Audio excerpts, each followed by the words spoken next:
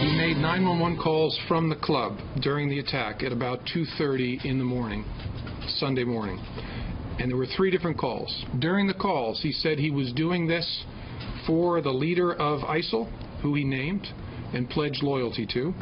But he also appeared to claim solidarity with the perpetrators of the Boston Marathon bombing and solidarity with a Florida man who died as a suicide bomber in Syria for Al-Nusra Front, a group in conflict with the so-called Islamic State. But we are highly confident that this killer was radicalized, and at least in some part through the internet. The FBI director today talking about the investigation into Omar Mateen, the 29-year-old terrorist at the center of all of this. And just in the past few minutes, Peter Ducey talking to a survivor shot 4 times at that nightclub, saying from his hiding place in the bathroom with 30 others, he could hear the terrorist laughing, describing it as a laugh of satisfaction, like, I'm getting done what I came here to do.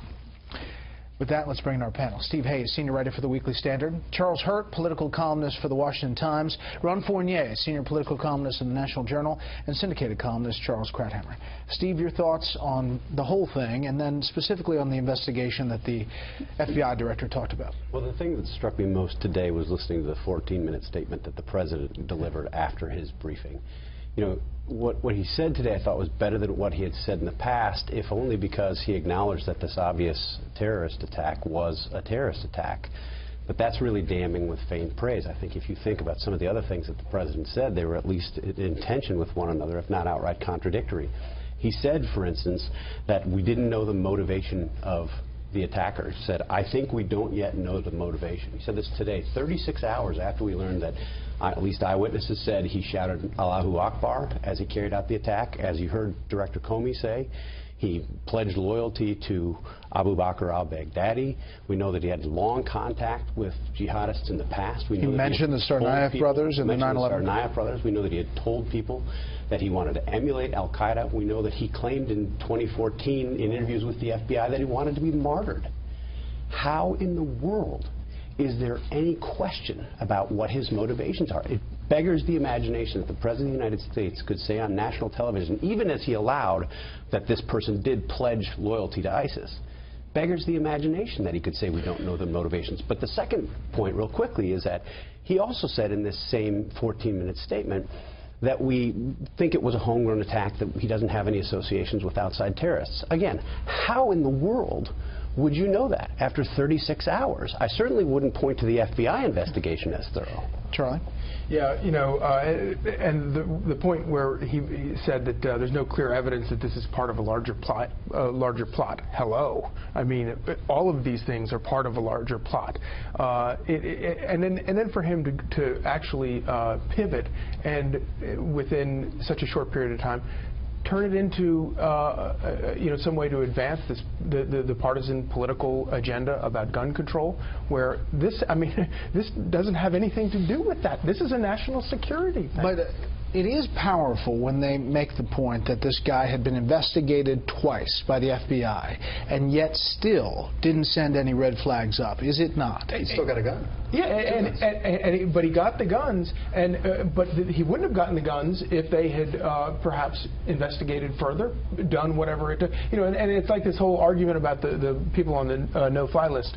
You know, making sure that that's just it's a canard. They're just bringing that up because you know, the problem there is that they're not doing the investigations fully enough, because if they did, then those people would be on lists and not be able to get guns. To hear the FBI director, Ron, it's like a needle in the haystack, and they have thousands of needles.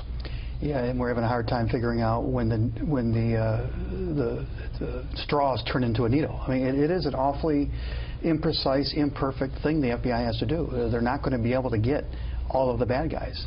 That's just a fact of the matter. At some point we had to realize that this is a little bit harder than we want to make it believe. We try to oversimplify these things. For example, what are the underlying issues in here? Yes, one of them is Islamic extremism. Also, gun control is an underlying issue here. What do we have to do to get the guns out of some of these people's hands? Mental health is an issue here. It's not just one of these things. Our leaders are kind of giving us false choices. On the president, you're right, he's very tone deaf on these issues, but he did call out today, we have to counter extremism. Now, he didn't say Islamic extremism, but we know what he's talking about. And on the other side, we have Donald Trump, who his first reaction to this, or actually his third tweet, was to give himself a pat on the back. And then he suggested that the President of the United States is somehow involved in the Orlando terrorism. Now, that's, no matter what you think of the President, you don't think he's actually involved in terrorism. And then he ends the day by taking on the Washington Post. The morning show, he said either he is completely unable to do his job or unqualified, or there's something else. He said there's something going on here. Right. Now, what is he talking about? I understand what you're saying. We're going to talk about politics in a second. Charles. And I think there's one thing here that is that the President refuses to understand, and I think it's because of the failure of his policy. The way to defeat and to prevent these things is not gun control. And it is not the FBI investigating. Yes, to some extent that will mitigate it. But in a country of this size, with so many people as potential targets of investigation, unless you want to create a police state, there is no way that you can prevent. There's only one way to go after this, and that is the Osama bin Laden theory. And he knew about jihadism, of the strong horse and the weak horse. I think Brit Hume had it right. Ultimately, the only way to decrease recruitment is not with logic, not with argument, not with really clever programmers who know how to do Twitter. It is by defeating the jihadists or showing them in retreat. These movements only grow when they have a sense of inevitability and growth. Once they are in retreat, people stop recruiting. You're not going to die in a suicide attack for a movement that is not advancing. And that means attacking ISIS where it is. Here is the father, Siddiqui Mateen, and he has previously expressed a loyalty to the Taliban in Afghanistan. He said some interesting things. This is the father on Facebook. The issue of homosexuality and punishment belongs to God. It does not belong to a servant of Allah, but I am really saddened that he has committed this action. The longer part of video. The interesting thing was, as even this far into this, that there were people making this case that this was more about a hate crime against homosexuals, and because this guy had expressed problems with that. But the linkage between radical Islam, they want to erase homosexuality, and they throw people from buildings, homosexuals from buildings. Radical Islamists do.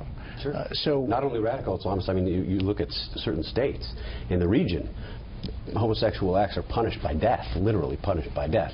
So yeah, I mean, Britt pointed that out in his commentary. I think there's a huge double standard. You saw this in the email that Hillary Clinton's campaign sent out this afternoon, where she emphasized again and again and again the LGBT issues. She talked about the need to warn off Islamophobia, but didn't talk about the ideology in any detail that motivates. But yesterday doesn't happen in a vacuum. We also had a guy who was caught with a whole bunch of killing weapons that was heading towards in L.A. I mean, this isn't just in a vacuum. There obviously is a homophobia problem out there, internationally and in the United States. There's nothing wrong with pointing that out. There's nothing wrong with pointing it out. You can't pick and choose what your issues are. I mean, you read these letters today from Hillary Clinton and from the president from Organizing for America. They're picking and choosing these issues. They're choosing not to talk about, or at least focusing more heavily on one than the other.